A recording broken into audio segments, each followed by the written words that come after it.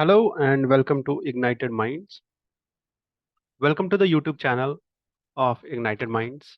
And in this today's newspaper discussion of the Hindu newspaper, you can see the news articles which are highlighted on your screens. They will be discussed in detail with their both current and static perspective, as we have been doing always. There are some important topics and discussions which we will be going through today, like the living organ donation and what are the features, because these kind of questions usually pop up in your prelims. Next, there is an important article to understand the alderman issue of Delhi and the recent Supreme Court judgment on this. Further, there are two editorials about Bangladesh. One is in explained section and one is an editorial about the leader losing her touch with the people of Bangladesh.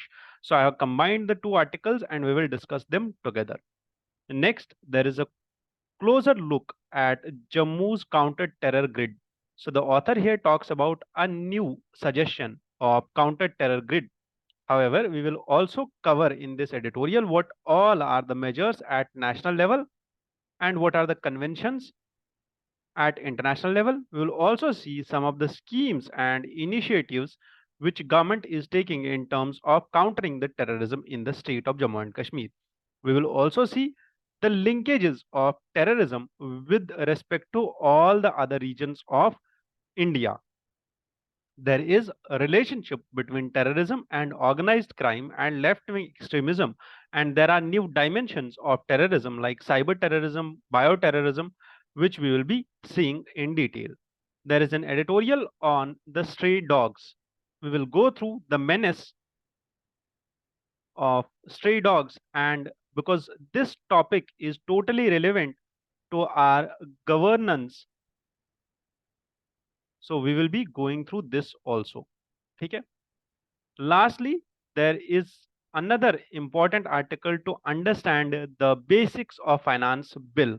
What is a finance bill and why is it passed so late? Because in the starting of this month, we saw government representing the budget, and today we are seeing that finance bill आज pass हो रहा है लोकसभा में. Why does it take this much of time for the appropriation bill to pass in the Lok Sabha or the House? Before we proceed with our discussion of prelims PYQ, I want all of you to know that recently JKPSC has announced 90 vacancies through a notification, and about these 90 vacancies, the tentative date is 10th of the November 2024. So on this date, the prelims of JKPSC, Jammu Kashmir Public Service Commission, will be conducted. I want all of you to know this thing that we have already launched a dedicated and full-fledged test series for this prelims to take care of both the aspects of GS and CSAT. You will have around 12 tests of GS, in which 8 will be sectional test and 4 will be full-length test. Plus, you will also have 4 CSAT full-length tests. Along with this, you will also get full-time mentorship. Your mentors will be allotted to you so that you frame your strategy well in advance. So let's begin with the discussion and understand the question which UPSC asked in prelims 2024. This question was from the ancient. ठीक है, तो ancient से ये question है, और ancient से ये कौन सा question है? It's about the sources of ancient history. That is the archaeology and the archaeological excavations of ancient history. First, it talks about the archaeological sites and the states in which this site is found, and then what else was there found in this city. It asks you that from the above information, which of the following are correctly matched. ठीक है, चंद्रकेतुगढ़, इनाम गांव, these are the two sites which you must have learnt from your NCRTs. Chandraketugarh and Inamgaon. ठीक है. Sahilundam and Mangadu Kerala are very few people who might be knowing about this. ठीक है. So which of these are correctly matched? इनाम गांव we all no, ये हर एक text book पे लिखा हुआ है, महाराष्ट्र में चालकोलिथिक साइट है. All of you should be knowing this thing, and in order to get the correct answer you must understand that the options are framed in such a way that two are wrong and two are correct. So only two of them are correctly matched, in which one you got Inamgaon. Inamgaon means this two is correct. ठीक है. Then understanding the first one, Chandraketugarh, which is as per the question in Odisha, and it's a trading port town. Remember, whenever you read ancient history, you must be aware and keep a note of all the terms which are related to ports, economy, and administration, because these are the themes which UPSC asks always. Ports, economy, and administration. These three things you must remember in your exam. So the first option is wrong and B will be the answer of this question, because Mangadu is in Kerala and it's a megalithic site. And 1 is wrong, 2 and 3 are correct options of this question. And B is the answer of this question. Chandraketugarh is actually located in the Ganga Delta, and it's located in the 24 Pargana district of West Bengal. ठीक है. Recently मेरा एक दोस्त यहाँ पे post हुआ है, 24 परगनाज उसको कार्डर मिला है. ठीक है. Just to make sure that you never lose the context of this Chandraketugarh. ठीक है. अब इसके बाद मंगाडू एंड साहिलुंदम. साहिलुंदम बहुत ही ज्यादा इंपॉर्टेंट हो जाता है, और चंद्रकेतुगढ़ जो कि यूपीएससी ने एक बार गलत ऑप्शन दे दिया, अब ये इंपॉर्टेंट हो जाता है कि अगले साल 2025 या 2026 में इन दोनों ऑप्शंस का यूज करके यूपीएससी अगला क्वेश्चन बना सकता है. High chances of these two things to be asked in your exam in future. ठीक है. तो साहिलुंदम is in Andhra Pradesh, and Sahilundam is known for its shrines dating back to Buddhist era. So it's a Buddhist complex site which contains some Mahastupas, that are the large stupas, some Chaityas, Chaitya is a prayer hall, and some Viharas, which are the monasteries. It also have some mandapas. So remember this thing, that stupa sometimes have some mandapa also, that is the pavilion hall. And votive stupas. Votive stupas are smaller stupas which are found. And this Sahilundam site is mentioned in your NCRT, 11th class NCRT. Particularly if you see the introduction to fine arts, वहां पे ये लिखा हुआ है, ये वाला site. ठीक है. Sahilundam. Next, about this votive stupas, this is clearly mentioned there. ठीक है. There is no rock cut cave shrine here, but the question claimed that there are rock cut cave shrines. No, this is a Buddhist cave, and there are votive stupas, Mahastupas, Viharas and Chaityas in Sahilundam. चंद्रकेतुगढ़ हमने कर लिया. इनाम गांव और मंगाडू ये दोनों sites correct थी. Done. Let's begin with the discussion. And we all know कि कल हम बहुत खुश थे because Vinesh actually forgot. She won the semi-finals and she was about to approach to the finals, but unfortunately due to 95 grams, just 95 grams of weight, she was disqualified. Now there is too much of politics on this issue, and there is too much of chaos going around this. I do not want you to deal in that and go into that discussion, but yes, remember that there are two provisions which are highlighted over here. One is the court of arbitration for sports, where the sports person who are disqualified from Olympics, they can appeal there. ठीक है. One thing. Second, they can also appeal for a joint silver medal. She appealed for this thing. ठीक है. What we need to remember that there is a provision, there is a way out where they can dispute, or where they can solve their disputes with respect to the Olympics, which is the court of arbitration for sports. बस इतना ही याद रखना है that there is something called as court of arbitration for sports. इससे ज्यादा याद नहीं रखना है कुछ भी. ठीक है. Let's discuss this editorial which talks about the issue of stray dogs and living okay, not this, about the living organisms which are about the donation of the living organs. Basically there was a data released by Ministry of Health and Family Welfare which talked about the organ donators, वो लोग जो organs अपने donate करते हैं। And इसमें Telangana has topped the country, और तेलंगाना में सबसे ज्यादा ऑर्गन डोनेशन हुआ है। ठीक है, यहां तक क्लियर है, समझ में आ गया। And in which the total women जो है उन्होंने ज्यादा ऑर्गन डोनेशन किया है than men. You can use this point in your answers that the comparison was women ने 9,000 organs donate किए और men there were 9,000 donors, women donors and 5,000 men donors, and this can be very well used as an argument in your answers when you support the woman empowerment. ठीक है, one thing. Next thing, and woman empowerment particularly in terms of education and healthcare. Next thing, living donor जो होता है इसमें दो तीन provision है जो हमें याद रखने, जो आपके एमसीक्यू में पूछे जा सकते हैं। क्या है?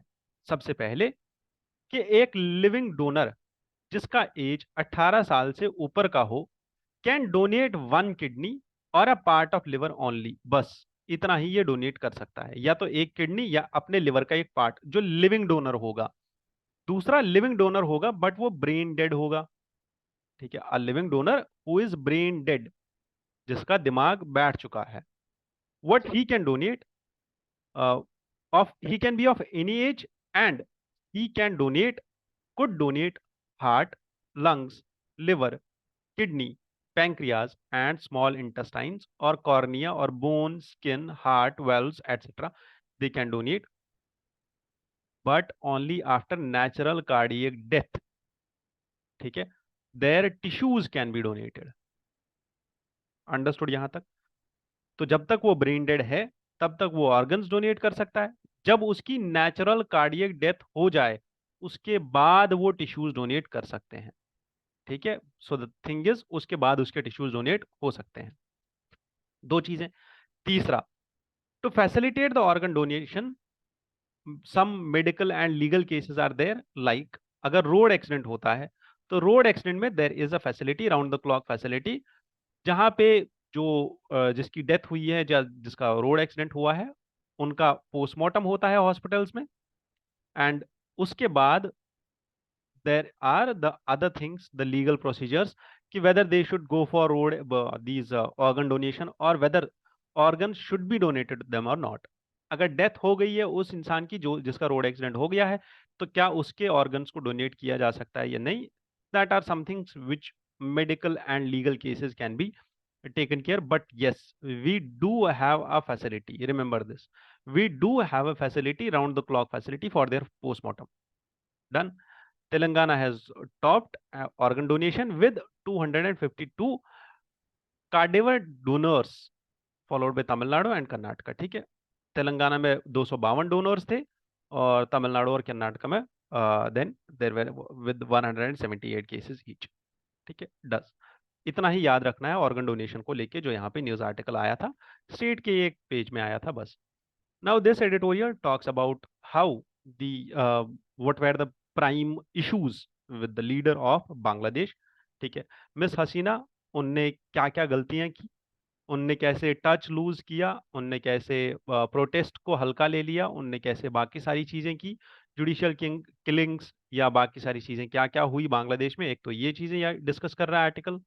दूसरा, टेक्स्ट एंड कॉन्टेक्स्ट पेज पे एक और आर्टिकल है which talks about what were the reasons for the fall of Sheikh Hasina, why did she Sheikh Hasina remobilise the Awami League and brought the party to power, कैसे हिस्टोरिकल बैकग्राउंड था और वो कैसे आयरन लेडी बनी, देन आयरन लेडी की मिस्टेक्स क्या क्या थी, उसने कोटा सिस्टम को हल्के में क्यों लिया, क्या क्या चीजें हुई। तो ये सारी चीजें दो एडिटोरियल्स में डिस्कस की गई थी। मैंने इन दो एडिटोरियल्स को यहाँ पे आपके सामने 3 स्लाइड्स में कंबाइन करके आपको बस we will discuss it what were the reasons. सबसे पहले जो पहला एडिटोरियल है, it talks about that there was disconnect with masses because despite the economic development, जो हमने परसों भी मैप्स ये देखे थे, data facts and data points, कि इकोनॉमिक डेवलपमेंट अगर हम देखें तो बांग्लादेश में बहुत सारा इकोनॉमिक डेवलपमेंट दिखाया जा रहा था, ठीक है, इन टर्म्स ऑफ मैप्स, ठीक है, कि इनका जीडीपी बहुत ऊपर जा रहा है, इनका पर कैपिटा इनकम बहुत ऊपर जा रहा है, ठीक है, इनका ह्यूमन डेवलपमेंट इंडेक्स पे अच्छा जा रहा है, हंगर इंडेक्स पे इनका अच्छा रैंक था, ठीक है। बट वहीं पे हिंदू ने कुछ और डेटा पॉइंट्स भी दिए थे, जिसमें ये था कि इलेक्शन से लोग सेटिस्फाइड थे या नहीं, फ्रीडम ऑफ स्पीच था या नहीं। तो ये पिछले 15 साल में हर एक पैरामीटर पे कम होता जा रहा था democratically, as per the Hindu data. So there was an economic development, but the dissatisfaction and unrest was there because जो लीडर था उसने लोगों के साथ टच जो था वो खो दिया था.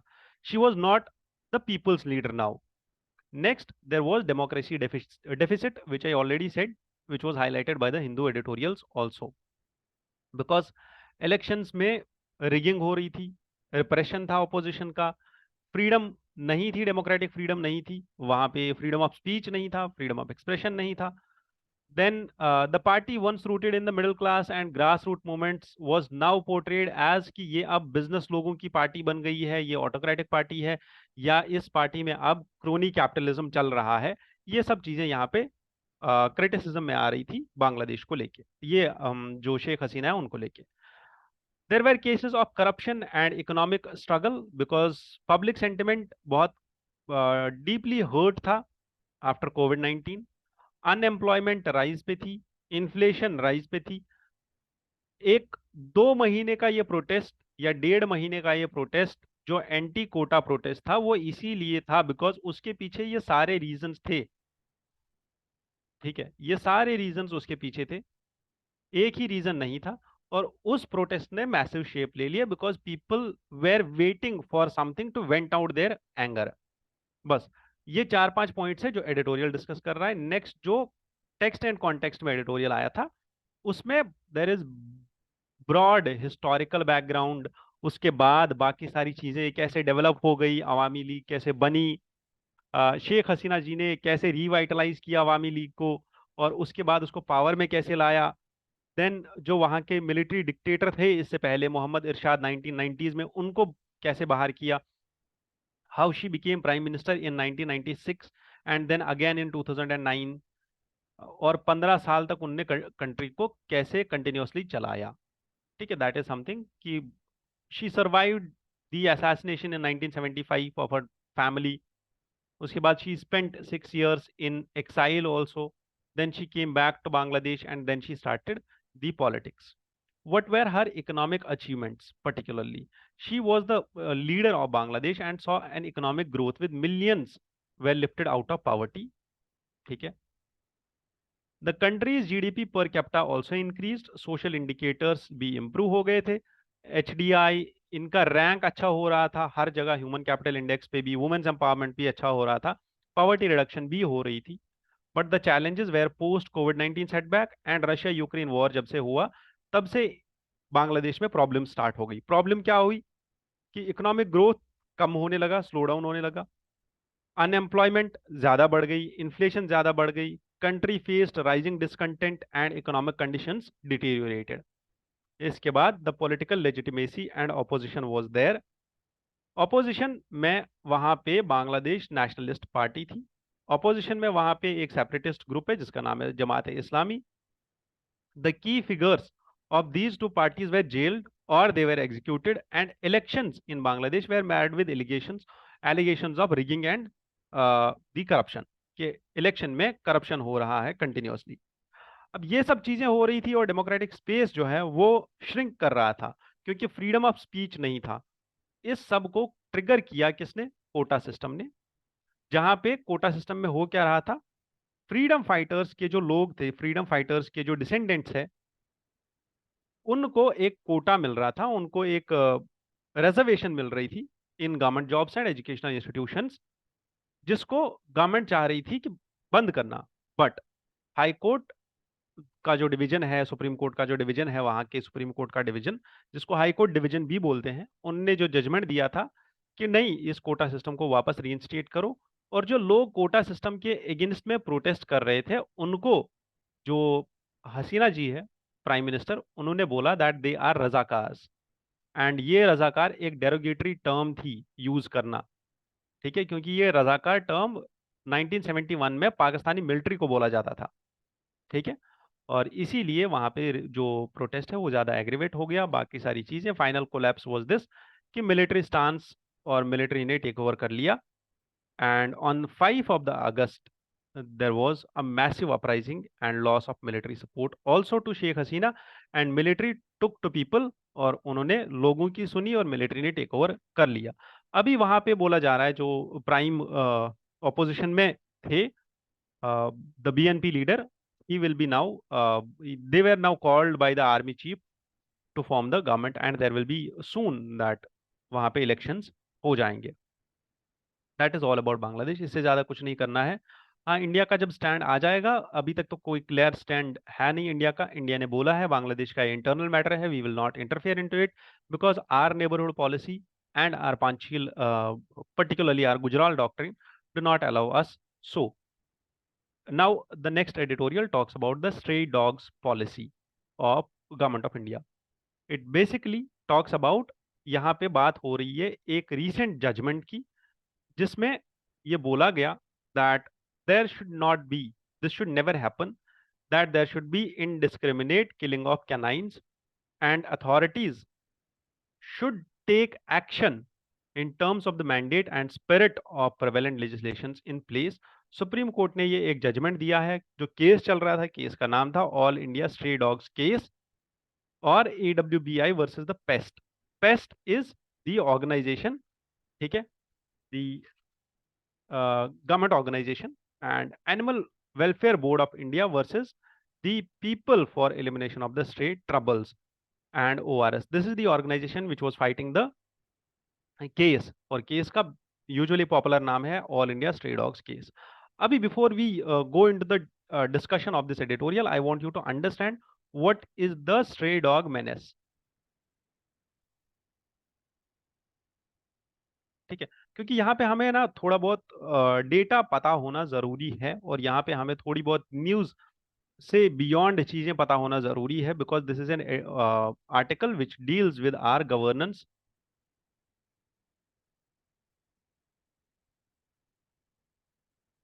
ठीक है, which is part of GS2, ठीक है, पॉलिटी एंड गवर्नेंस।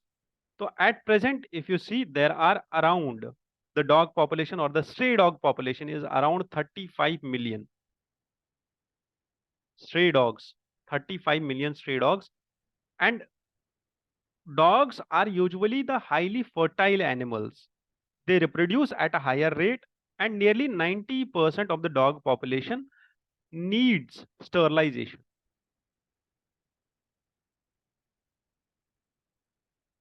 जो अभी तक हो नहीं रही है, they need sterilization, ठीक है।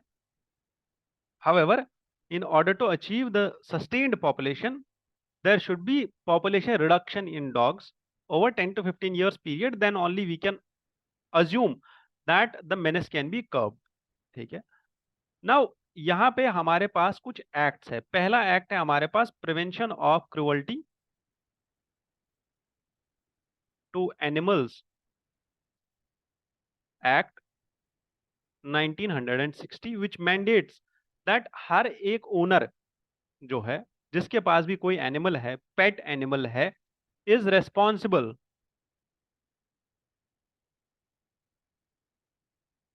For the wellbeing and for well-being of pets. Plus, it's illegal to disown or abandon pets, ठीक है। And because once you abandon your pet they will become stray dogs, ठीक है। तो it's illegal in India to abandon pets and make them stray dogs, one thing. Second thing, there is one more act which is animal birth control,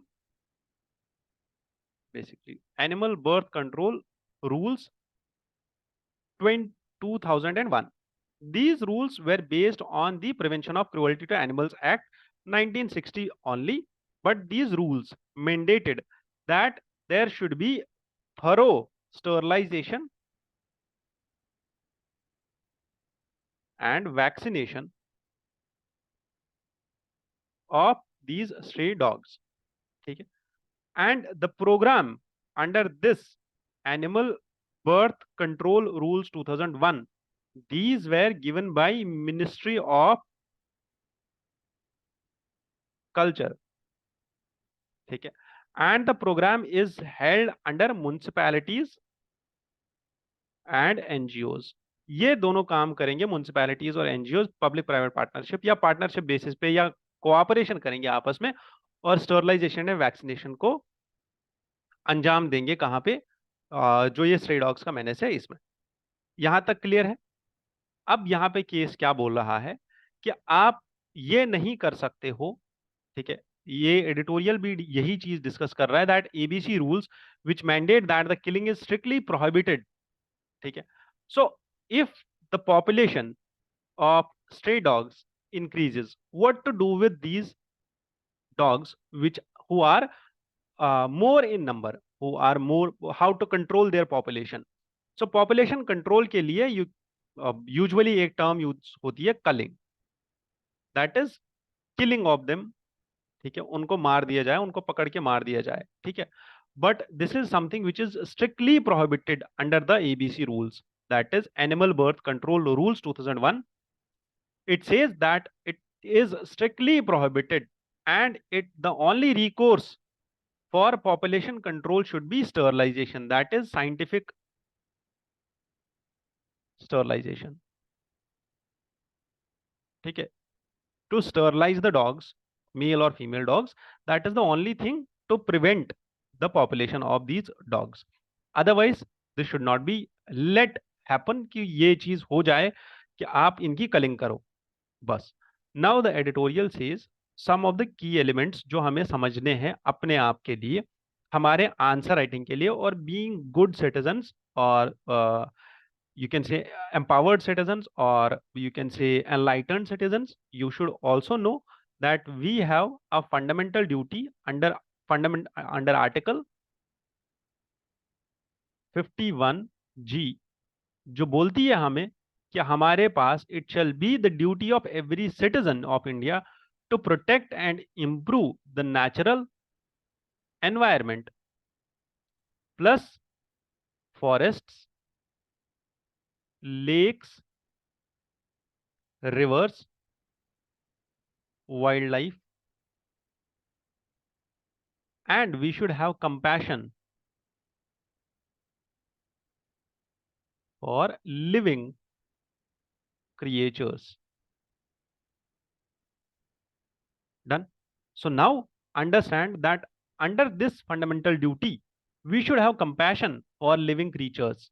ठीक है, so therefore we should also endorse this thing कि जो ये stray dogs है इनकी help के लिए या इनके वेलफेयर के लिए भी हमें मेजर्स लेने पड़ेंगे, both when we are in government or when we are simple civil citizens, we should ensure this thing कि हम इनके बेनिफिट के लिए इनकी टेक केयर करें, इनको खाना खिलाए, we should not let them into that thing कि इनकी कलिंग हो जाए। ठीक है, तो that is one thing which was discussed in this case. Case का नाम था all India stray dogs case. ये चीज हमारी गवर्नेंस का पार्ट बनाती है, और गवर्नेंस में ये इंपॉर्टेंट पार्ट है कि आपकी जो सिविल सोसाइटीज है, आपकी जो रेजिडेंशियल एरियाज है वो सेफ हो और उनमें ऐसी चीजें ना हो। तो इसीलिए ये सब चीजें यहाँ पे डिस्कस की जा रही है, because this is something which is core to one civil administrator और डीएम, और आप किसी भी एरिया को हेड कर रहे हो कल को आफ्टर जॉब, आपके लिए ये इंपॉर्टेंट बन जाता है कि ऐसे मेनेसेस को कंट्रोल करना। So now what we have legally, we have only the sterilization being the only scientific humane solution which we can help it through, and we must not adopt the barbaric methods of culling the stray dogs. This should not be happen, because ये चीज हम 10,000 साल पहले से हम stray dogs को domesticate कर रहे हैं, और लास्ट में अब 10,000 साल के बाद हम ऐसा ना करें कि हम इनको मारना स्टार्ट कर दे। ये चीज नहीं होनी चाहिए। डन यहाँ तक? Next important thing which I want to discuss and make sure that you all understand it is the finance bill. ठीक है, what is a finance bill? And in this news article it is said that the finance minister has proposed कि there will be a change in long term capital gains tax. Long term capital gains tax को हमने देखा था अभी, जो capital gains tax budget ने introduce किया था, that there will be rate of 12.5% and 20% rate on short term and long term capital gains। जितना भी आपका कैपिटल गेन होगा, अगर वो शॉर्ट टर्म कैपिटल गेन है तो उस पर 20% टैक्स लगेगा, अगर लॉन्ग टर्म है तो 12.5% टैक्स लगेगा। नाउ द बजट ने जो ये चीज प्रपोज की थी, उसमें अभी अमेंडमेंट लेके आ रहे हैं, एंड इट इज सेड कि there will be withdrawal of 18% of the GST on medical and life insurance premiums, which opposition is demanding. Maybe that will also happen, but अभी तक गवर्नमेंट ने इसको consider नहीं किया है।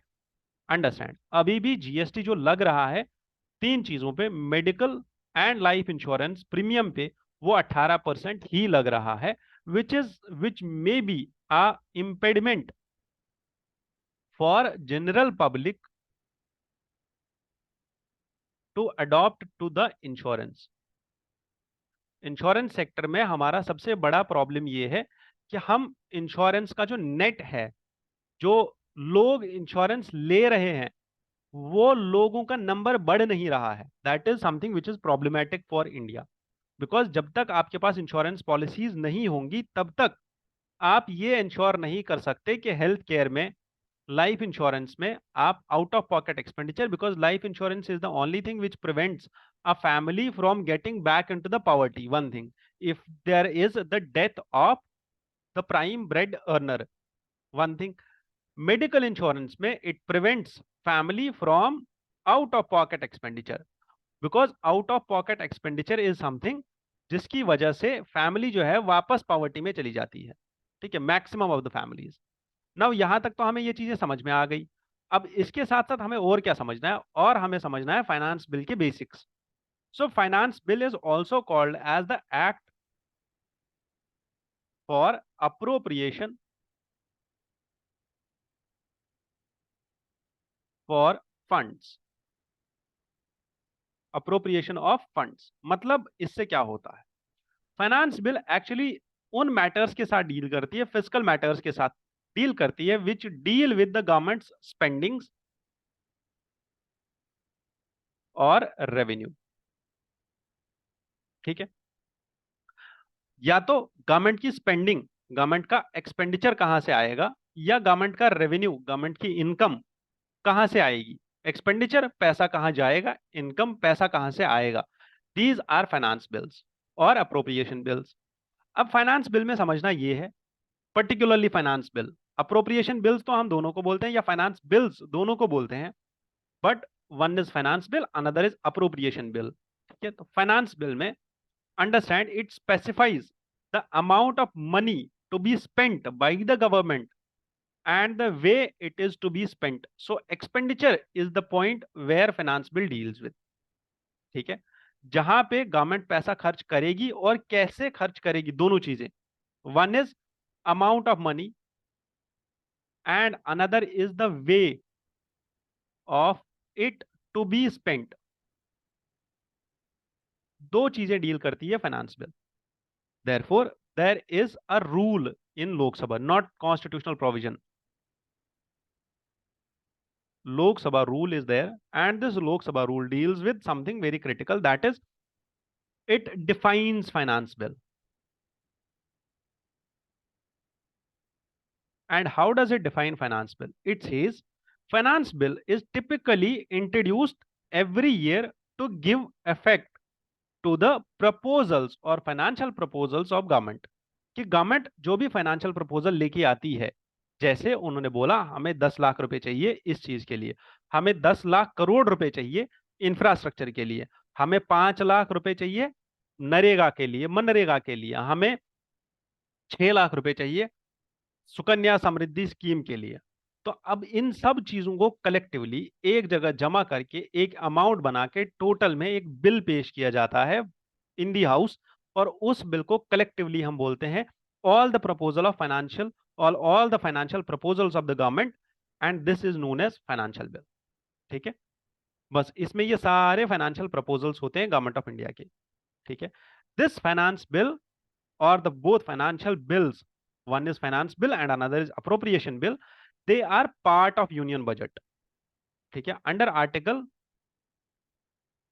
110 of the constitution, clause A, it says and it requires that there should be a finance bill which should be presented together with the budget.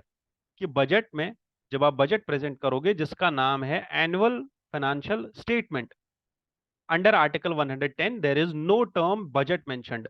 Article 110 में budget term नहीं लिखी गई है, बट जो लिखा गया है वो है annual financial statement. And it is also written under article 110 clause A कि एनुअल फाइनेंशियल स्टेटमेंट के साथ साथ there should be a finance bill also.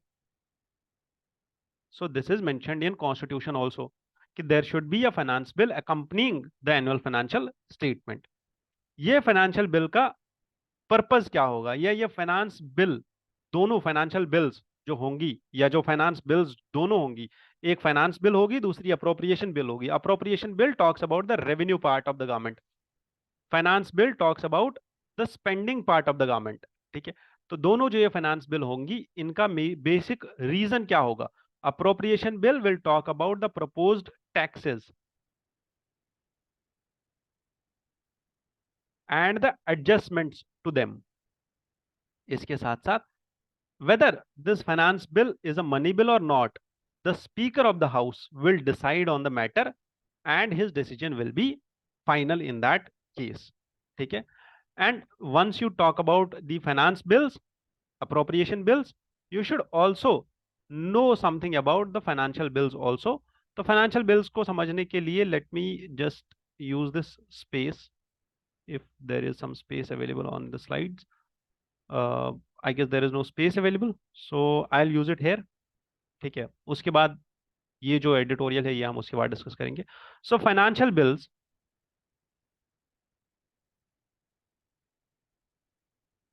Financial bills usually बहुत ही ज्यादा कंफ्यूज करने वाला चीज है ये. Article 117, article 117 defines categories of financial bills. ठीक है, बहुत ज्यादा कंफ्यूजन होता है इसमें बच्चों को, बट हाँ I try to make it very much simple for you. Financial bills under Article 117. There are two categories of financial bill. One is financial bill. See, remember first, financial bills are different from finance bill. And finance bills, okay, one is finance bills. These are two bills which are represented along with budget. इसमें दो bills होती है, एक होती है finance bill, दूसरी होती है appropriation, the act of appropriation और द अप्रोप्रिएशन बिल. ठीक है, ये दो चीजें. अब यहां पे क्या करते हैं, this shows us the spending part of the government and this shows us the income or the revenue part of the government. ठीक है, these are two parts of the financial bills which are represented along with the budget. But financial bills which are separate from this are highlighted in Article 117. ये जो finance bill है, they are mentioned in Article 110. These are finance bills under Article 110 and these are financial bills under Article 117. There are two categories of financial bills. One is financial bill category 1. ठीक है, financial bill category 1 says कि अगर आप कोई bill लेके आते हो और उस बिल में दो चीजें हैं. आर्टिकल 110 में जितने भी चीजें लिखी गई है, वहां पे जितनी भी सब्जेक्ट्स लिखे गए हैं, चाहे वो कंसोलिडेटेड फंड ऑफ इंडिया से पैसा निकालना हो, वो किसी इंसान को पैसा देना हो, या कोई और काम करना हो पैसे से रिलेटेड, आर्टिकल 110 में जो भी सब्जेक्ट्स लिखे हुए हैं, you have one subject from this and you have some other subject also which is mentioned in a bill, then this bill will be called as financial bill category 1. अगर कोई चीज बस and बस, if there is a bill which is entirely encompassing one subject from article 110, then that bill will be money bill. ठीक है, but अगर ये article 110 से एक सब्जेक्ट लेती है और कोई दूसरा सब्जेक्ट किसी और पार्ट से लेती है, यूनियन लिस्ट से कोई और सब्जेक्ट उठाती है, then this bill in combination of 1+2 will be called as financial bill category 1. ठीक है, यहां तक clear. Financial bill category 2.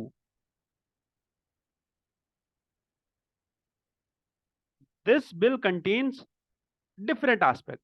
That is, it is highlighted in Article 117 Clause 3. ठीक है, this is highlighted in Article 117 Clause 1. ठीक है,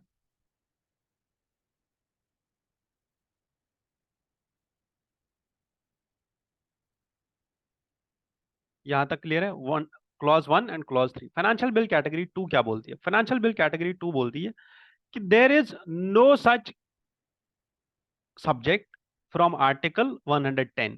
article 110 से कोई सब्जेक्ट यहां पे नहीं है, but it somehow deals with it somehow deals with a provision which asks for money out of consolidated fund of India. ठीक है, but it does not contain specific subjects of article 110. Article 110 का subject directly इस bill में नहीं mentioned है, but ये bill चाहती है कि इसको पैसा मिले कंसोलिडेटेड फंड ऑफ इंडिया से. एक चीज. दूसरा, यहां पे कोई और सब्जेक्ट है जो यहाँ पे डील हो रहा है जो आर्टिकल 110 में नहीं लिखा गया है. ठीक है, तब इस बिल को बोला जाएगा financial bill category 2. This is the bill just introduced. The sole feature of this bill is that it's neither house of the parliament may pass it without the president's prior approval. It This bill, financial bill category 2, is in all its senses regarded as ordinary bill. हर एक procedure में ये ordinary bill की तरह ही treat होती है. ठीक है, जैसे एक नॉर्मल बिल ऑर्डिनरी बिल होती है, वैसे ही इस बिल को भी ट्रीट किया जाता है. यहां तक क्लियर हो गया finance bill and financial bills दोनों चीजें. Now let's understand this editorial about the alderman. अब ये ऑल्डरमैन कौन होते हैं, इनको क्यों अभी बोला गया है, और ये जो सुप्रीम कोर्ट ऑफ इंडिया है इसका क्या पर्सपेक्टिव है यहाँ पे. म्युनिसिपल एडमिनिस्ट्रेशन में बोला गया दैट देयर आर सम ऑल्डरमैन. ठीक है, सुप्रीम कोर्ट ऑफ इंडिया ने बोला दैट जो lieutenant governor governor of Delhi होता है, ही एक्सरसाइजेज इंडिपेंडेंट अथॉरिटी. मतलब उसको काउंसिल ऑफ मिनिस्टर्स से पूछने की जरूरत नहीं है. When he appoints the alderman to Delhi municipal corporation, तो डीएमसी में अगर एलजी अपॉइंट करता है ऑल्डरमैन को, उसको उस टाइम पे दिल्ली का काउंसिल ऑफ मिनिस्टर्स को पूछने का जरूरत नहीं है. नाउ दिल्ली का chief minister and council of ministers, they are both arguing on this thing and they are protesting कि ये चीज जो है ये डेमोक्रेसी के खिलाफ है. क्यों डेमोक्रेसी के खिलाफ है? क्योंकि हम लोगों को इलेक्ट किया है लोगों ने. हम लोगों को, या म्युनिसिपैलिटी में एमसीडी के लोगों को इलेक्ट किया है किन्होंने? लोगों ने. And once they are elected members, अगर आप उसमें ऑल्डरमैन लेके आते हो, वो भी अपॉइंटेड, और उनको अपॉइंट करने वाला भी वो इंसान है जिसको खुद अपॉइंट किया गया है. किसने? सेंट्रल गवर्नमेंट ने या प्रेसिडेंट ने. ठीक है, जिसको सेंटर अपॉइंट कर रहा है, पार्लियामेंट अपॉइंट कर, ये सेंट्रल गवर्नमेंट अपॉइंट कर रहा है through president. Now the condition here goes in कि यहाँ पे एग्जीक्यूटिव का अपर हैंड हो जाएगा और जो लेजिस्लेचर है उसका लोअर हैंड हो जाएगा, क्योंकि यहाँ पे एमसीडी में या दिल्ली एडमिनिस्ट्रेशन में जो इलेक्टेड रिप्रेजेंटेटिव्स हैं उनकी नहीं चलेगी. यहां तक तो क्लियर आ गया हमें समझ. बट समझना ये है कि ये ऑल्डरमैन होते कौन है, इनका ओरिजिन कैसे हुआ, और कहां से ये लोग आए. ठीक है, तो ऑल्डरमैन बेसिकली अगर आप देखो ऑल्डरमैन का मतलब क्या होता है. ऑल्डरमैन मींस एन ओल्ड मैन. ठीक है, or an experienced man or an older man who is experienced. ठीक है, usually older man was particularly a clan or a tribe which was associated to viceroy back then. ठीक है, it was associated to viceroy.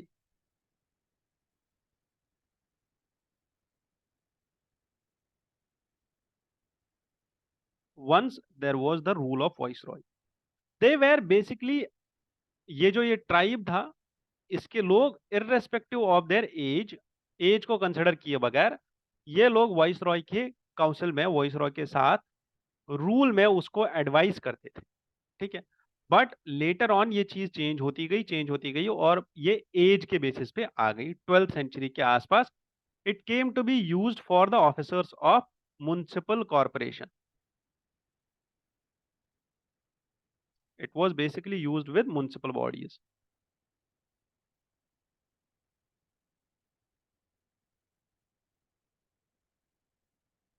ठीक है।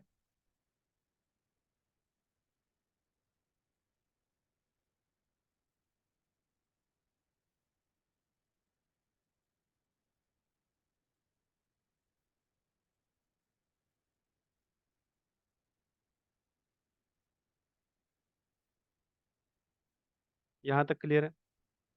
Then once we discuss the case of Delhi, what happened in Delhi. यहां तक हमें समझ में आ गया कि इनका ओरिजिन कैसे हुआ और ये म्युनिसिपल बॉडीज में कैसे आए। दिल्ली में there is this Delhi municipal corporation act of 1957, which was later amended in 1993.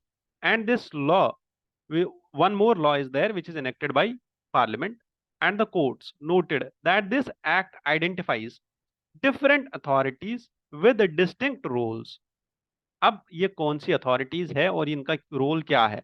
The court recently rejected the governments argument that municipal administration is a state subject.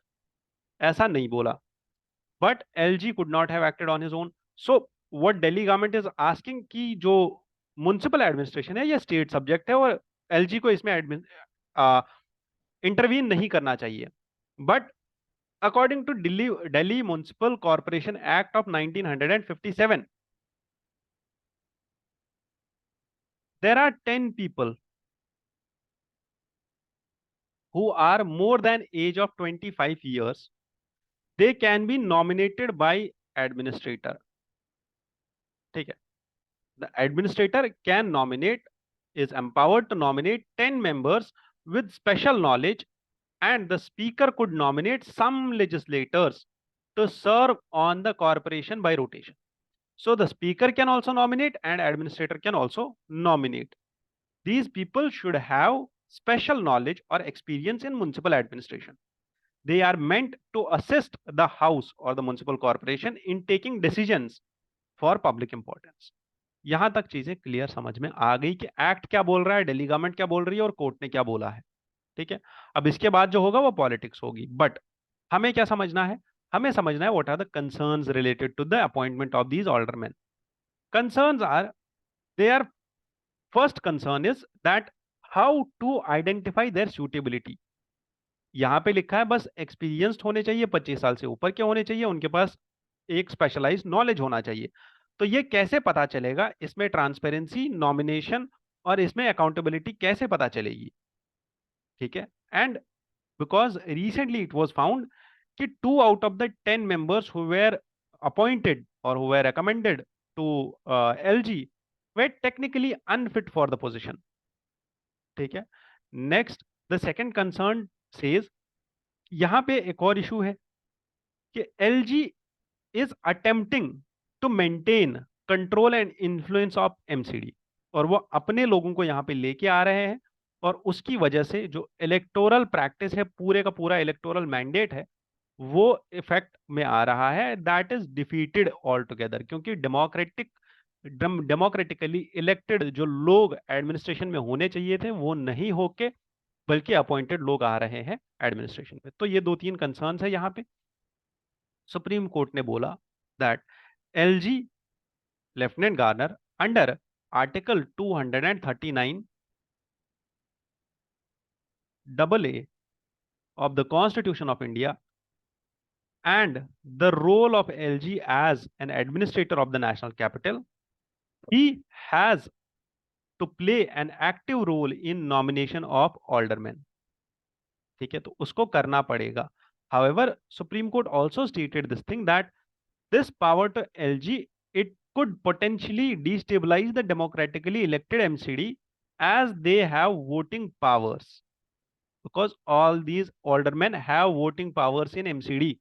So this may destabilize the democratically elected, but Supreme Court clarified this thing that LG जो है He does not have extensive executive powers in National Capital Territory, which operates under a unique. So, NCT, National Capital Territory, operates under a unique, asymmetric federal model of governance.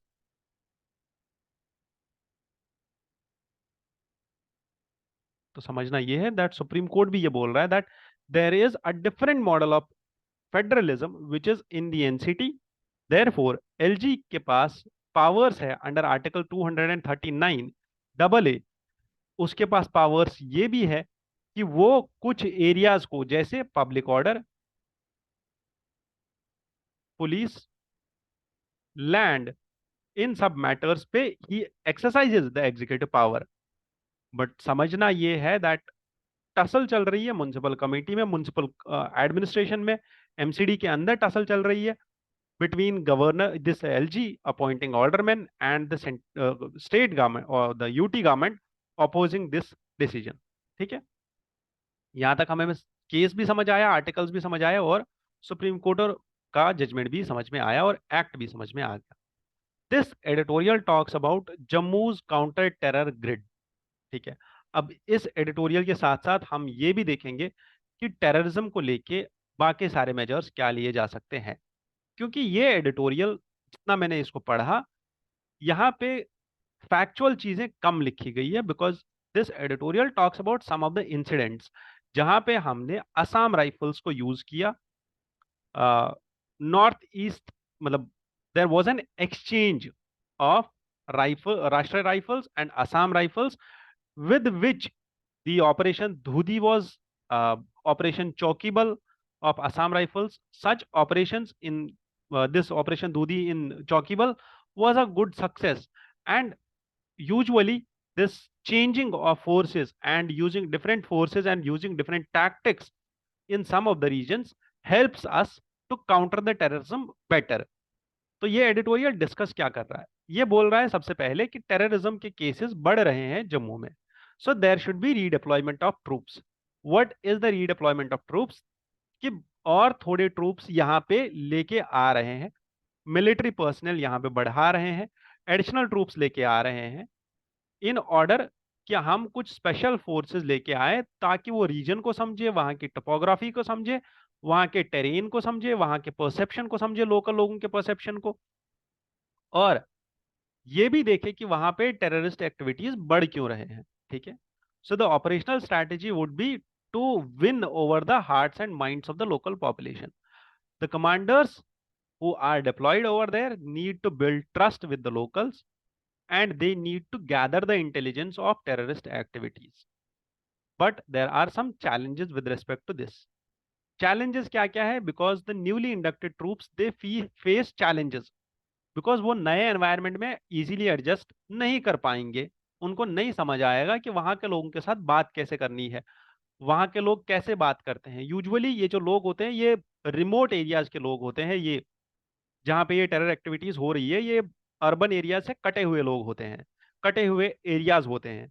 वहां के लोग अलग mentality के होते हैं, वो बहुत अ, अलग चीजों पे बिलीव करते हैं, वो कम्युनिटी हारमनी, वो ज्यादा इस चीज पे भरोसा करते हैं कि जो लोग उनको रोज मिलते जुलते हैं उन पे ज्यादा भरोसा करेंगे बजाय इसके कि किसी सरकारी ऑफिशियल पे भरोसा करेंगे। ठीक है, तो there are some things which are crucial to that environment which should be understood. The author here highlights two things. One is the Assam rifles का role in Jammu and Kashmir. He says they successfully conducted the operation Dhudi in 1991। ठीक है, and 1980s में 1990s में there was a deployment of Assam rifles in the Jammu and Kashmir region। Operation Dhudi was a successful operation where the autonomy was given to the commanding officers and their subunits। Because we showed trust in the commanding officers, there was minimal interference from higher command levels। And the author suggest कि ऐसा ही एक approach हमें अब भी लेना चाहिए और हमें एक नई स्ट्रैटेजी के साथ वहां पे इंटरवीन करना चाहिए विद लॉन्ग टर्म परस्पेक्टिव, और हमें लॉन्ग टर्म कमिटमेंट दिखानी पड़ेगी लोगों के प्रति तब जाके लोग हमारे ऊपर भरोसा करेंगे। अब इसके साथ साथ हम ये भी देखेंगे what are the other issues with respect to terrorism and what is the framework regarding terrorism in India. India में the domestic laws at international level which deal with terrorism. First is UAPA, that is Unlawful Activities Prevention Act of 1967. इस act के अंदर we can designate individuals, not we but government can designate individuals, organizations as terrorist organizations, and not only these two but also the activities or the acts can be designated as terrorist acts under UAPA. ठीक है, तीन चीजें यहां पे मैंने बोली। दूसरा, national investigation agency NIA act 2008। ठीक है, this act establishes a central agency for investigating and prosecuting terror related offences. ठीक है, एनआईए। इसके साथ साथ we have institutional framework also,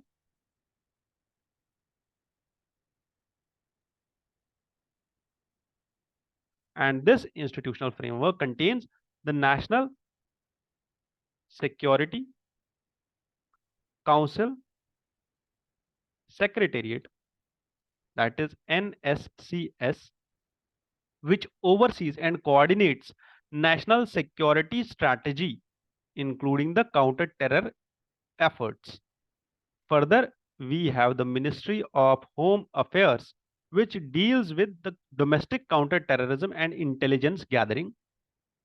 last में हमारे पास एनआईए है, और इसके साथ साथ we have also international conventions and agreements. International conventions में सबसे प्राइम कन्वेंशन है the convention on prevention and punishment of offences against internationally protected persons including diplomatic agents of 1973। ये पहला कन्वेंशन है। दूसरा कन्वेंशन है international convention on international convention against taking of hostages, 1979. So this international convention against taking of hostages, 1979. Lastly, we have international convention for suppression of financing of terrorism, 1999. ये तीन conventions और acts और institutional framework बहुत important है, ताकि आप ये understand कर पाओ कि आपके आंसर में क्या क्या लिखना है। ये सब चीजें आपको आंसर में लिखनी है जब ये आंसर काउंटर टेररिज्म पे आएगा या टेररिज्म पे जब क्वेश्चन आएगा। इसके साथ साथ we have some new emerging forms of terrorism.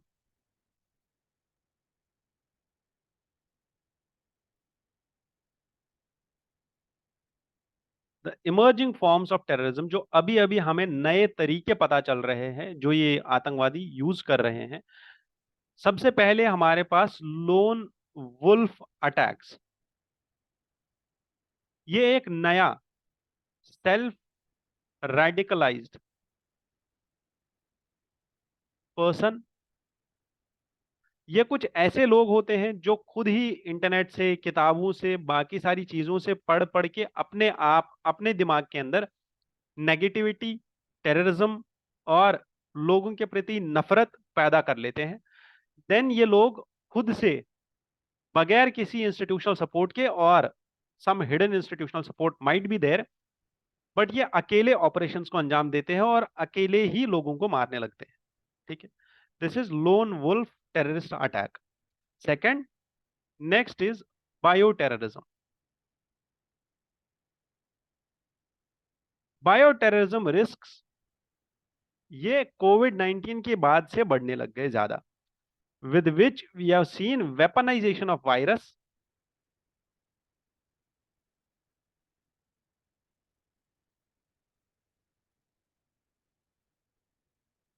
ठीक है, bacteria, biological toxins and other instruments. Recently last year हमने देखा that UAVs and drones, these were used to transfer and to send the ammunition, guns and arms through cross border। ठीक है, तो जो वो this usually ये जो activities है ये हमने नौशेरा सेक्टर और जम्मू सेक्टर में देखी थी, और यहाँ पे बहुत सारे ड्रोन्स को मार भी गिराया गया, और जो हमारा काउंटर इंसर्जेंसी मेजर्स है वो भी ज़्यादा बढ़ाए गए, इन्फिल्ट्रेशन के मेजर्स बढ़ाए गए, और यहाँ पे बहुत मात्रा में ऐसा देखने को मिला कि बहुत सारे इंस्टांसेस ऐसे हुए कि from cross border we witnessed कि वहां से ड्रोन्स की मदद से, UAVs की मदद से गन्स और बाकी एमिनेशन को ट्रांसफर किया जा रहा था इंडिया में क्रॉस बॉर्डर। ठीक है, तो basically there was this air force station in Jammu.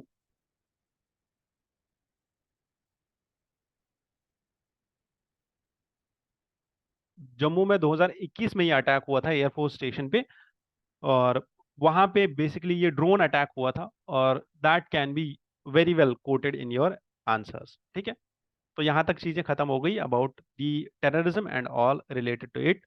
Lastly we have this usually tradition of discussing this PYQ।